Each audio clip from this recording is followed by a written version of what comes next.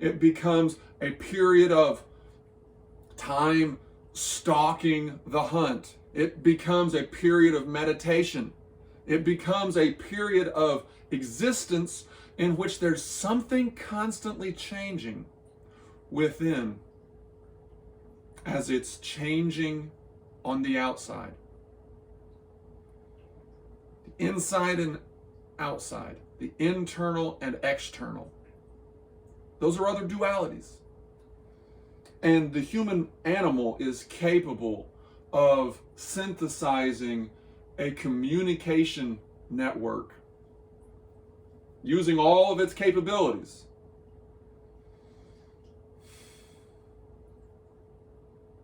That can harmonize the human mind and the challenges that we all face. And again, I want you to be a part of this. I want you to order one. I want you to measure from the ground to your solar plexus, the ground to the bottom of your sternum. I want you to measure from the ground to the top of your knee. And I want you to measure from the ground to your heel. And then tell me what those measurements are. Or you can build one yourself. I'm outsourcing that. I'm open sourcing that. Or you can sell one to somebody else and just split the commission with me, 50-50. I mean this. Yes, I want to make money. I've got bills to pay. I've got things that I want to do. But all of those things are to amplify this idea. Those are plane tickets. Those are, materials. Those are commercials. Those are, website design.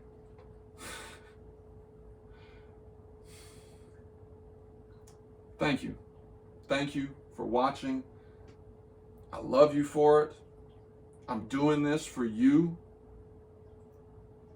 I'm doing it for me. I'm doing it for everyone. I'm doing this for every human being who will ever come.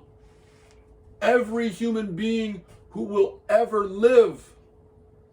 And then I'm also doing it for every form of existence, every form of life, because the human animal, if it does not change its consciousness, if it does not add to its current consciousness, is going to exhaust these natural resources, and it's going to have a huge population that is on the move,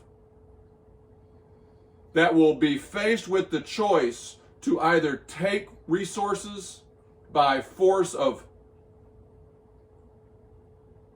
physical action or to defend those resources with lethality. This is preempting that. This is providing an alternative approach for solving those problems, for dealing with the challenges of living in a biologically and resource diminished world.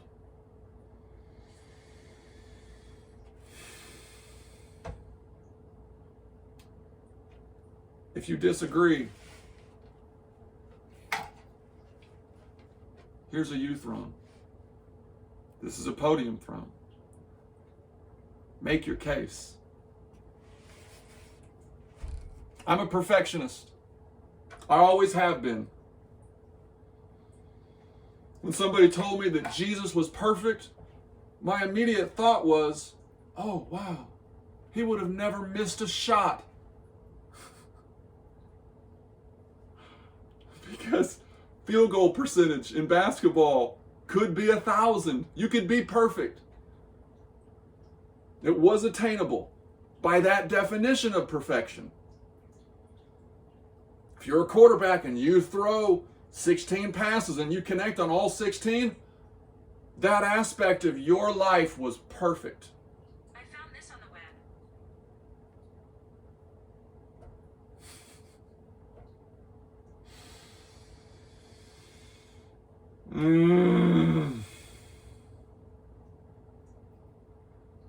Variations on perfection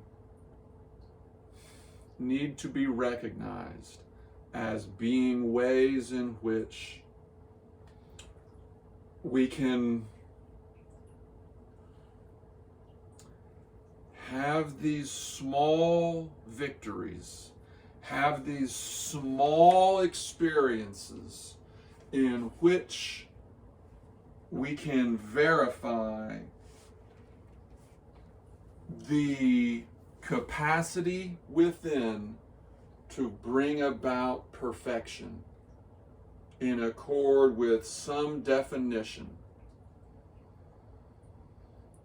That's so important, because if we don't see perfection as attainable by any definition, something about that process of trying to apply, trying to think, trying to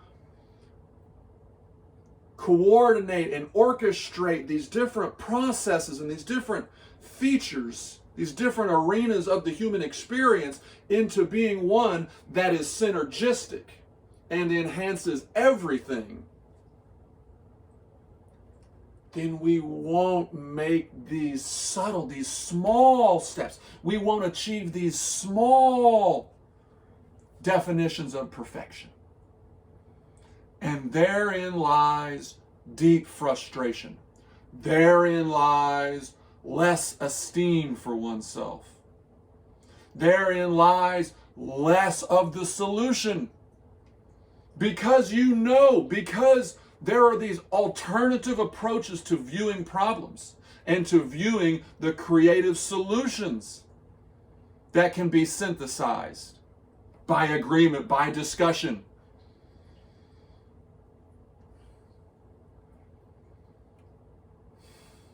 That's why I say this is the easiest change that we can make. This is going back to the fundamentals.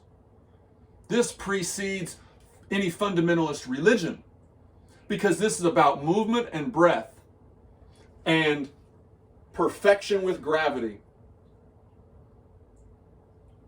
That which brought this planet together, that force, that same force that's behind a black hole. Let's recognize that power.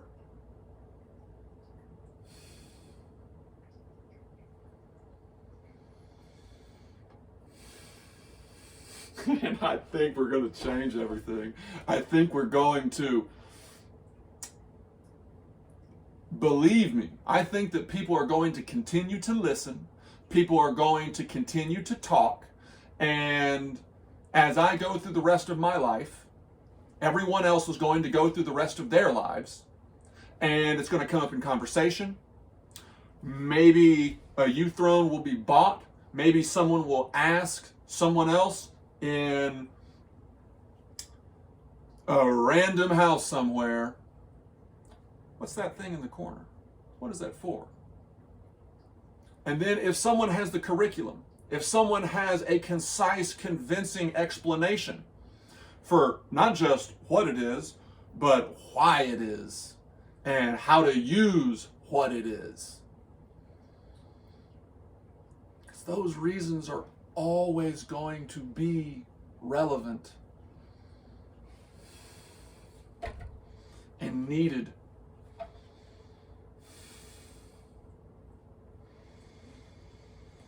We can integrate the best from the military, the best from religions, with the best of our atomic theory-based discoveries, with the best of our intuition.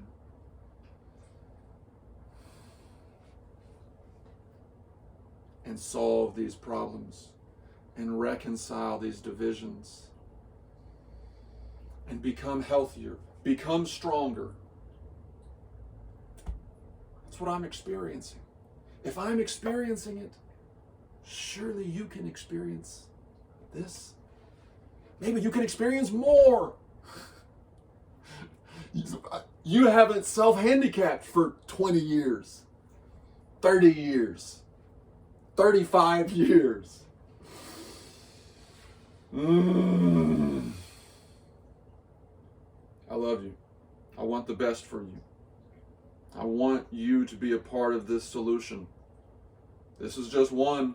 This is just one of 100, 1,000, 1,000,000 solutions. But this is the most fundamental. This is the most foundational. And I will die before I ever deny that. Thank you for watching. I invite you. You are invited to order some of these. Okay? And you are invited to become a salesperson for any of these. The chair, desk thrones, the podium thrones. Get the dimensions. I'll build them. Or if you want to build them, go for it. 50-50. That's the commission standard.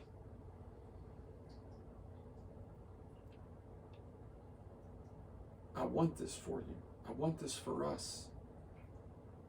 This is how we change the world, by changing our own community. The community between internally. What my mind knows I need, but what my body is telling me I need. Everyone has that.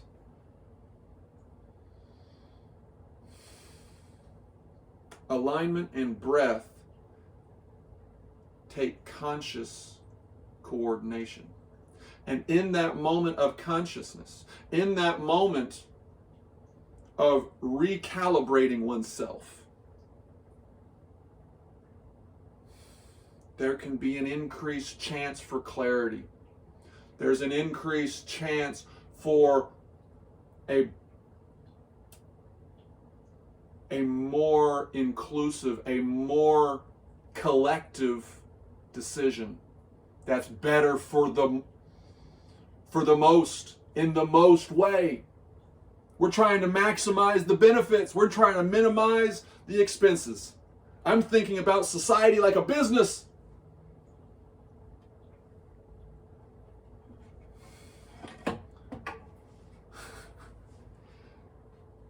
I'm trying to think about how we can maximize our returns while minimizing the chances for losses.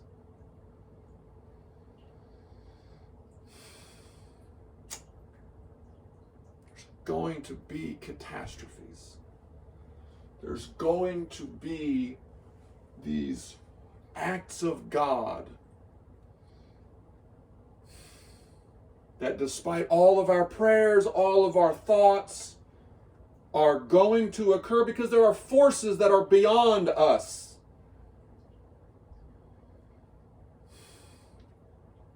We've got to do everything we can with the force and the energy and focus that we all have.